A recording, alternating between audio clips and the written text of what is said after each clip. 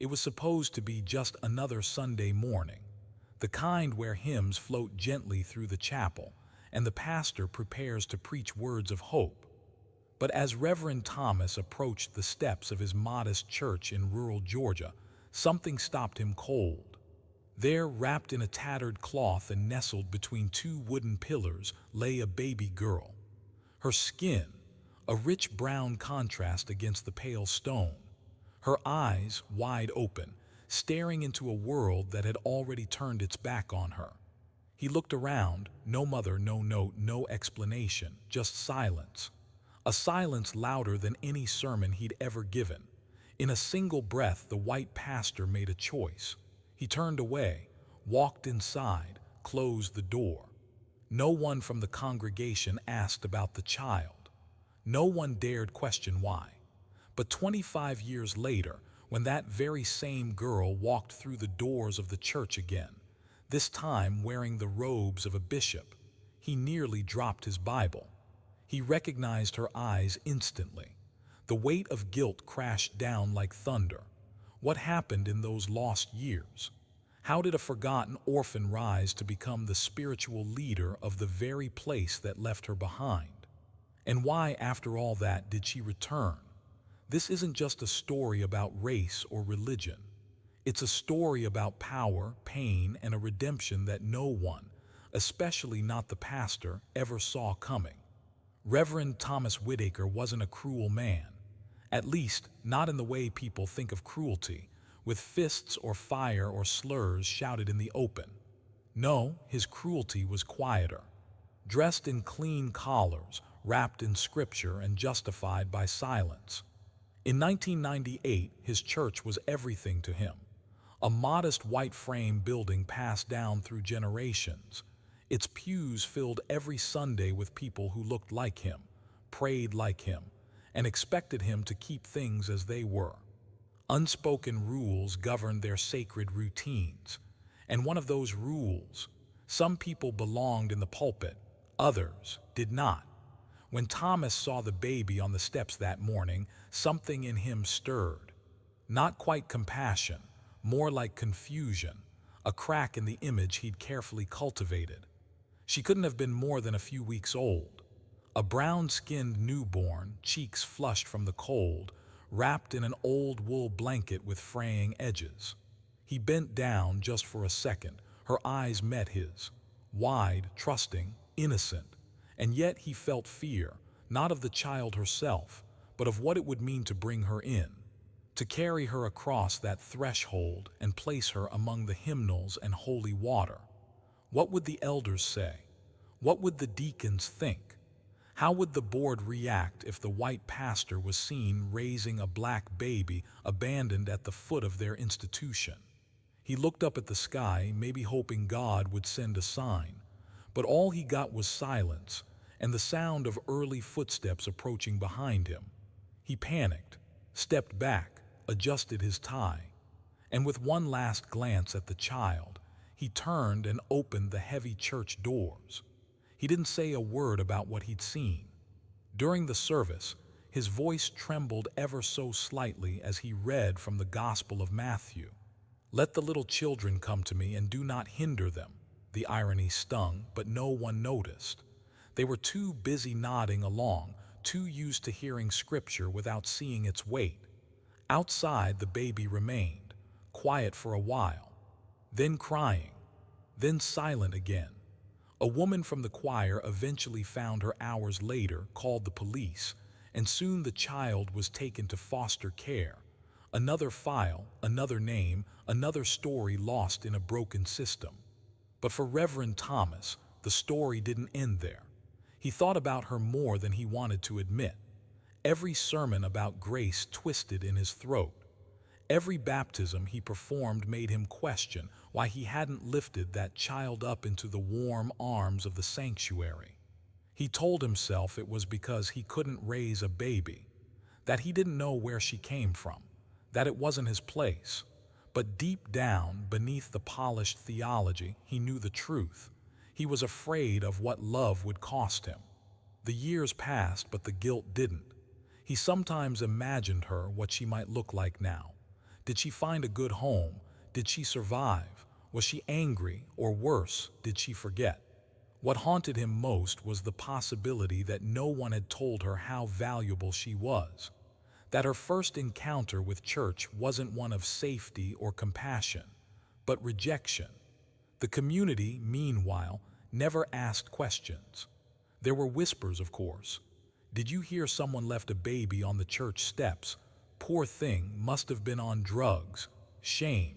But no one challenged the pastor. No one asked him what he saw. Silence had a way of protecting itself. And so, Reverend Thomas kept preaching. Weddings, funerals, Sunday school. He buried elders and baptized babies, babies who looked like him, who fit the mold. And though his sermons sometimes brushed against topics like mercy or second chances, he never once spoke of the moment that had come to define him more than any line of scripture ever could. Until one morning, exactly 25 years later, she returned. But that part he didn't see coming. In those 2.5 decades, his church had changed little. The pews were still lined with the same old hymnals, the windows still fogged with age.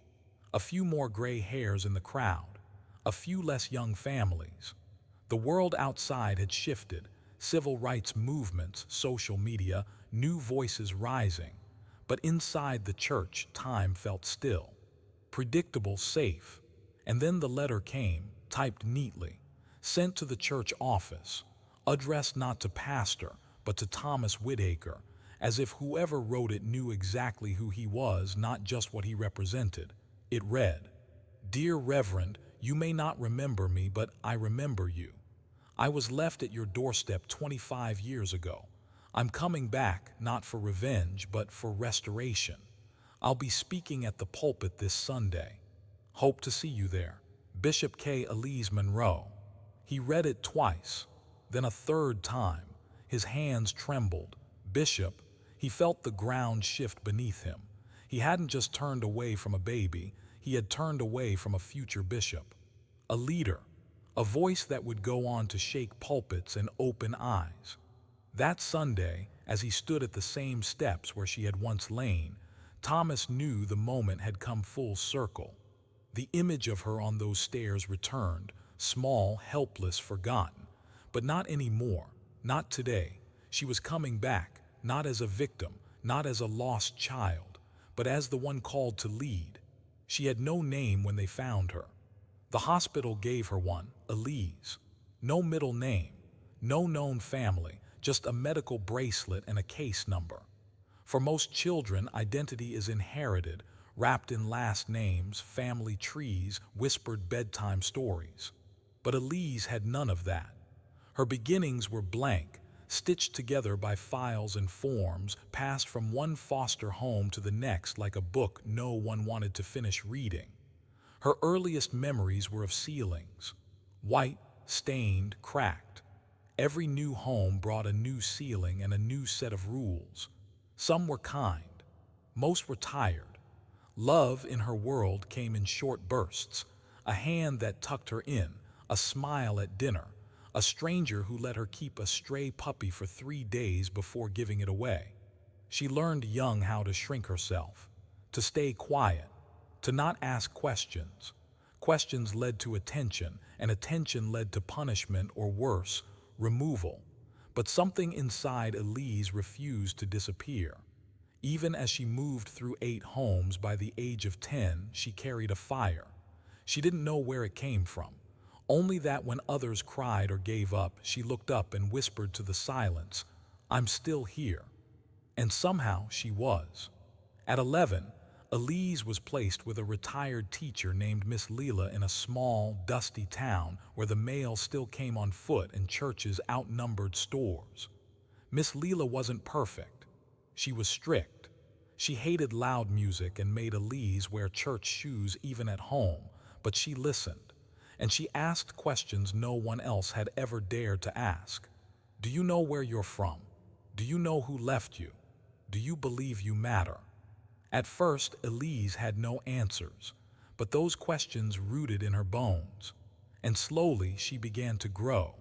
It was at Miss Leela's church, a small black congregation tucked behind a grocery store, that Elise first heard the story. During a sermon about mercy, the pastor mentioned a baby who had been abandoned at a white church across town 25 years ago.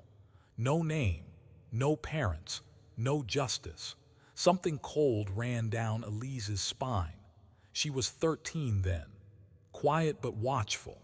She didn't say a word to Miss Leela that day, but when they got home, she asked to see her adoption file. That night, under a yellow lamp and a heart heavy with fire, she read the truth in careful, sterile language. Infant female, found 1998, steps of Gracewood Baptist Church. White male pastor identified on surveillance. No record of attempt to claim or adopt. That's when it clicked. She had been left by a man of God. You would think the betrayal would break her, but it did something else. It awakened her. Elise threw herself into study, into scripture, not to find forgiveness, not yet, but to find herself. Every story of exile, every parable of the rejected, every verse that told of the forgotten becoming chosen, she devoured them. She memorized the stories of Esther, Moses, Ruth. She learned Greek just to read the New Testament in its rawest form. By 16, she was leading youth services. By 18, she was preaching better than half the men in the room, but she was never fully accepted. Some called her too young. Others called her too angry. A few whispered that she was trying to prove something, and they were right. Elise was trying to prove that pain could preach. That wounds, when healed, didn't disappear, they became pulpits. But it wasn't just ambition that drove her. It was vision. She began to see how the same system that abandoned her was still harming others. Young girls told they couldn't lead, orphans made invisible in pews, black women pushed to the back rows of spiritual authority. She didn't just want to belong, she wanted to change the system that erased her. At 21, she was accepted into seminary. She worked nights cleaning offices to pay tuition, slept little, prayed often. She was ordained 2 years later, young, female, black, and burning with a clarity that unnerved even her mentors. But she was never vindictive. Even as she rose through the ranks, she didn't speak the pastor's name. She didn't need to. The moment of confrontation would come, but not yet. Instead, Elise poured her soul into service. She built ministries for at-risk youth, partnered with shelters, and became a sought-after speaker by 24. People came not just to hear her preach, but to watch a woman who had every reason to hate the church love it anyway. But it was her first sermon as bishop that changed everything. Standing in front of a crowd of thousands, she told her story publicly for the first time, not with rage, but with radiant calm. I was abandoned on church steps, she said, but I found God in the hands of women who fed me, teachers who challenged me, elders who believed I had something to say. I am not the child you left. I am the voice God raised. And today I return, not to shame you, but to bless what once broke me. The congregation stood in stunned silence. Some cried, some clapped, and somewhere in the back, a retired white pastor watched with trembling hands. She had written to him days before, not to accuse, but to invite, and now she was coming back to his church, the very building where she was once left in the cold, not as a child, not as a victim, but as a bishop. Elise's journey wasn't about revenge. It was about resurrection, and it was only just beginning. Elise Monroe didn't just become a bishop, she became a movement. But that transformation didn't happen in the spotlight. It happened in silence. In late nights, in unanswered prayers, in small, unnoticed victories. And in the constant battle between her past and the pulpit she was now called to stand behind. When word spread of her historic appointment as one of the youngest black female bishops in the region, some praised her as a miracle, others as a mistake. She was 25, a former foster kid, female, black, unmarried, and unafraid. And for some in the old guard church hierarchy, that last part was the most threatening. Her first months in office were not marked by celebration, but by resistance. Letters of concern, phone calls suggesting she resign, anonymous emails reminding her that her past wasn't holy enough. In one particularly sharp exchange, an elder bishop looked her in the eye and said, "You don't fit the mold, Sister Monroe." She looked back and replied, without blinking, "Maybe the mold was never made for people like me." She wasn't angry, she was focused. Elise had not climbed into this position for recognition. She had risen because someone needed to tear down the gates that had kept so many worthy voices silent for far too long. Still, leadership was lonely. It always had been. There were days she sat at her desk staring at a blank page, wondering if her sermons mattered. Nights where she would wake in cold sweats, haunted not by her trauma, but by the thought that she might still be unwanted. That even after all her achievements, someone would knock on the door and say, "We made a mistake. You were never meant to be here." But each time doubt crept in, Elise would return to her roots, not to the pain, but to the promises she'd whispered to herself as a child. "I will not vanish. I will not break. I will not be what they expect." So she preached. With fire, with poetry, with the sharp edge of truth softened by the warmth of empathy. Her voice, though young, carried the weight of generations. And people, especially those who had been unseen, heard it. Elise didn't just lead sermons. She led change. She rewrote the way her churches operated, prioritizing outreach over tradition, conversation over condemnation. She replaced stale committee meetings with healing circles, where members could speak openly about race, gender, grief, faith, and the silence between them. In one church in rural Mississippi, she introduced Daughter Sundays, where girls as young as 8 were invited to stand at the pulpit, read scripture, and speak truth, no matter how small their voices. When one girl asked shyly, "Can I talk about what it feels like when Daddy doesn't come home anymore?" Elise knelt beside her and said, "That is the sermon, baby." People cried more in church now, not out of guilt but out of release. They weren't just attending services, they were healing. But the true test came when she returned to Gracewood Baptist, the white church where she was left on the steps as a baby. It was still standing. White paneled walls, brass cross, narrow pews, a bit worn now, older like the faces in the congregation. The crowd that filled the sanctuary that Sunday wasn't just curious, they were tense. Whispers had spread, the orphan girl's back. Some had seen her on the news, some had hoped she'd stay away, but Elise didn't come back with cameras or with condemnation. She came with something far more dangerous, truth. Her sermon that day wasn't loud, it was measured, steady. It didn't begin with her birth story, it began with theirs. "There is a lie we often believe in sacred places," she said, looking around slowly. "We think holiness lives only in the perfect, that leadership belongs only to the blameless, that God only moves through clean hands and quiet voices." She paused, letting the words sink in. "But I was born on a crack in your foundation.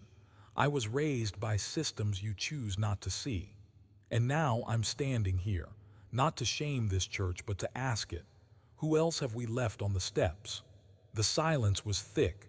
People looked down. A few wiped tears. She didn't let them wallow. She called them higher. "I'm not asking you to remember me. I'm asking you to see who's still out there. The child in your neighborhood whose name you never learned. The mother too, ashamed to ask for help. The young boy you keep telling to man up when he's really about to break. I was once a sermon you didn't preach. Today I am preaching myself." It was electric, not in a performative way, but in a divine way. You could feel the atmosphere shift. Not everyone clapped, but everyone listened. Even Reverend Thomas Whitaker, now retired, older, and seated in the back, bowed his head, not in shame, in surrender. After the service, Elise walked the grounds quietly. She found the old nursery, the back room where they used to stack Bibles, the small prayer closet where generations of men had knelt before preaching fire and brimstone. And then she returned to the steps. They were smaller than she remembered, less intimidating, just 3 slabs of stone, cracked and discolored, worn down by time and weather. She sat, not in pain but in peace. Later that week, Elise initiated a meeting with regional bishops, black, white, male, female, old and young. She proposed something radical, an annual national summit for abandoned voices. A gathering of foster alumni, former prisoners, recovered addicts, abuse survivors, people whose stories had been pushed out of the church and now deserved to stand at its center. Some objected. "That's not theology," one said. "No," Elise replied, "it's testimony." The summit launched within 6 months. It was raw, honest, holy. No choir robes, no titles, just microphones and stories. One by one, people stood up and said, "I was left. I was overlooked. I was told I didn't belong here, and I'm still here." And Elise, she didn't stand at the front. She sat among them, because rising from ashes, she learned, isn't about proving others wrong. It's about proving that nothing is ever wasted, not even abandonment, not even pain. She never forgot the girl she was. She just stopped living as if she were still stuck on that step. And in doing so, she gave thousands permission to step forward too. The past doesn't knock, it whispers. And for Elise, it came not with fire, but with a faded envelope. It arrived 3 weeks after her visit to Gracewood Baptist. No return address, no signature, just her name typed neatly on the front, Bishop Elise Monroe. Inside was a photograph, weathered and grainy, of a teenage girl holding a baby, dark curls tucked in a hospital cap. On the back, scribbled in the shaky penmanship of a trembling hand, it read, "October 14, 1998, her name is Elise." Elise froze. She had never seen a photo of herself as a newborn, never known what her mother looked like. All her life, she had believed that no one ever looked back, that whoever left her must have forgotten her the moment they walked away. But now, for the first time, she saw a mother's face, young, exhausted, beautiful, holding her like she was the most precious thing in the world. And there was more. At the bottom of the envelope was a folded piece of paper, a letter. The ink had faded, but the words were still legible. Her heart pounded as she read it. "To my daughter, I don't know if you'll ever read this. I don't even know if you'll ever forgive me. I wish I had been stronger. I wish the world had been kinder. You were born into a storm I couldn't control, and I was drowning. I didn't leave you because I didn't love you. I left you because I did. I thought someone else could give you what I couldn't, safety. I stood across the street for hours that day. I saw the pastor. I saw the moment he turned away. I almost ran back, but I couldn't. I couldn't risk you being raised in the chaos that raised me. If you're reading this, then maybe, just maybe, you made it. And if you didn't, I hope God wrapped himself around you the way I always dreamed someone would. Kendra Monroe." Elise read it once, then twice, then clutched it to her chest and sobbed for the first time in years. Not because of pain, but because of clarity. All her life, she had carried the belief that she had been discarded. But now, she realized she had been protected. She had not been left behind. She had been lifted forward. And suddenly, everything shifted. The church steps where she was found, the same steps she had returned to as bishop, were no longer symbols of rejection. They were symbols of passage. Not an end, but a threshold. Her mother hadn't disappeared. She had simply disappeared from the narrative, until now. Elise knew what she had to do, not as a bishop, not as a speaker or a symbol, but as a daughter. She started with public records. Kendra Monroe, African American, born 1981. No father listed on her birth certificate. Elise learned that Kendra had been in and out of foster homes herself, a survivor of generational trauma, no criminal record, graduated high school late, gave birth in secret, vanished from the system by the time Elise was placed. With help from a private investigator and blessings from her board, Elise traced Kendra's last known location, a small town 2 states over, an old apartment complex listed under her name 5 years ago. The building had since been condemned. The local archives confirmed the final detail. Kendra Monroe had died in hospice care in 2020. Breast cancer. No known family. Cremated. No funeral held. Elise sat in her hotel room that night, phone in hand, letter on the bed. She had missed her mother by 5 years. Still, she didn't feel empty. She felt full. Because now she knew her mother didn't vanish out of shame. She chose anonymity out of love. Her silence wasn't cowardice, it was sacrifice. A week later, Elise returned to Gracewood, alone. No cameras, no press. She carried only 2 things, her mother's letter and the photo. The church was closed, but the steps were always there, solid, familiar. She sat for the first time not to remember what happened, but to honor what could never be taken away. She placed the photo on the first step, the letter beside it, and then she pulled out a pen and on the back of a note card she wrote, "This is not where I was left. This is where I was planted." She stood up, closed her eyes, and said a quiet prayer. Not for healing, for thanks. But the story wasn't over. 2 weeks later, Gracewood hosted a special event by Elise's request. It wasn't a sermon. It wasn't a revival. It was a dedication.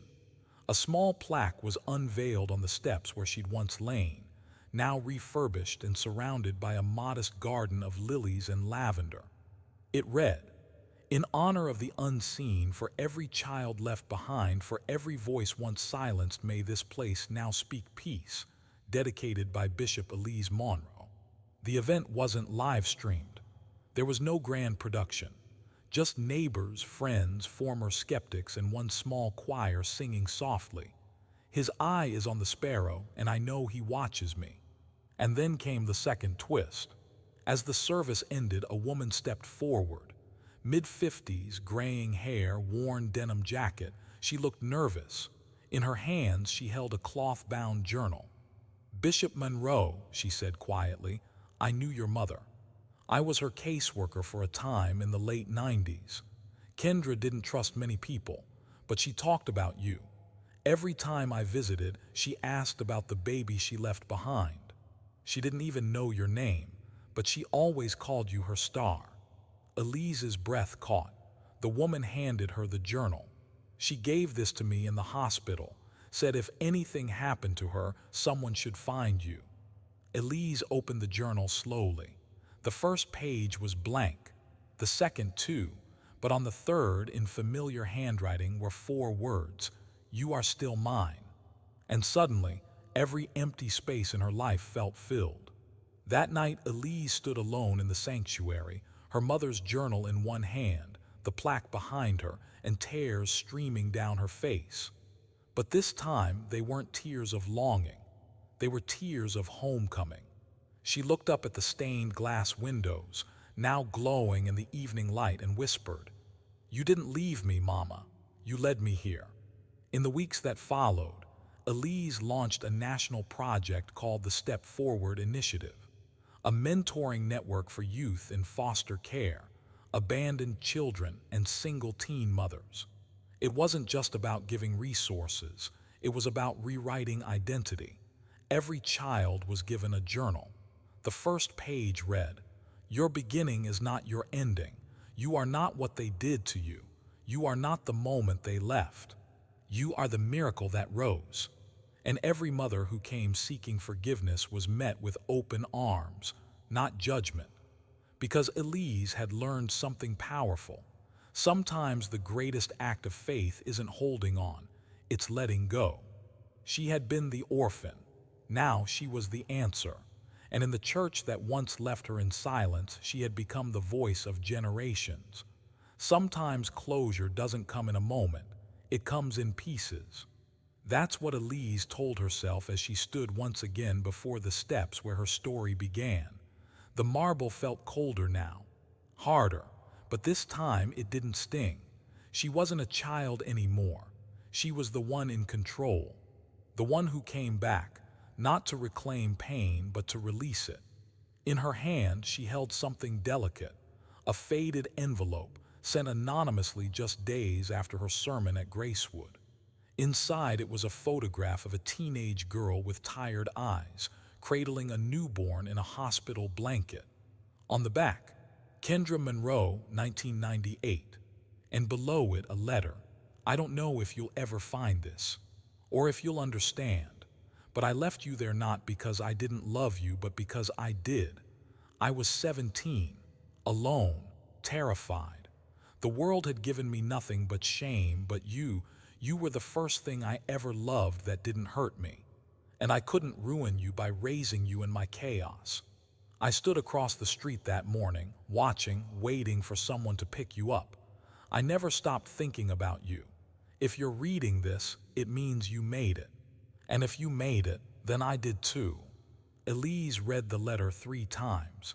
She had always believed she'd been discarded, left in cold indifference. But now she knew the truth. She had been left with intention, with a mother's impossible love. For days, Elise walked through life in a quiet daze, not broken, not angry, but overwhelmed by a tenderness she didn't know how to carry. Every line in that letter made her remember things differently. The steps weren't abandonment. They were protection. The church wasn't just the place that turned her away. It was also the place her mother believed would give her safety. And now, Elise understood something deeper. Her beginning wasn't the betrayal. It was the sacrifice. She decided to return to Gracewood Baptist one last time. No press, no congregation, just her. She brought the letter, the photo, and a small frame. She sat on the steps and placed the photo beside her, tracing her mother's face with her fingers. I see you now, she whispered, and I forgive you. Then she reached into her bag and pulled out a brass plaque. Simple, unpolished. It read, "In honor of those we leave behind in love, may they always find their way home." She placed it at the corner of the first step, right where she had once been found. It wasn't for fanfare, it was for closure. As she stood, the church door creaked open behind her. "Elise," a soft voice called. She turned to see an older woman, gray hair tied back, weathered hands holding a small notebook. "I knew your mother," the woman said, her eyes misting. "I was her caseworker years ago. Kendra spoke about you often. Called you her light in the dark." Elise froze. "She kept this," the woman continued, handing her the notebook. "Said if she couldn't find you, maybe you'd find her words." Inside were pages and pages of handwritten prayers, dreams, half-written letters. But on the first page was one line. "To Elise, even if the world forgets you, I never did." Elise closed the book and held it to her chest. The twist wasn't in being found. It was in realizing she had never truly been lost. That Sunday, Elise shared the story publicly. Not for sympathy, not for drama, but to remind the world that sometimes love looks like leaving. Sometimes healing comes with questions that never get answered. And sometimes, the very place you thought broke you was actually holding you up the whole time. She ended her message simply. "I was not abandoned. I was delivered through fire, through fear, and into purpose." And with that, the story didn't end. It opened. Because Elise didn't just find her mother's truth. She became someone else's answer.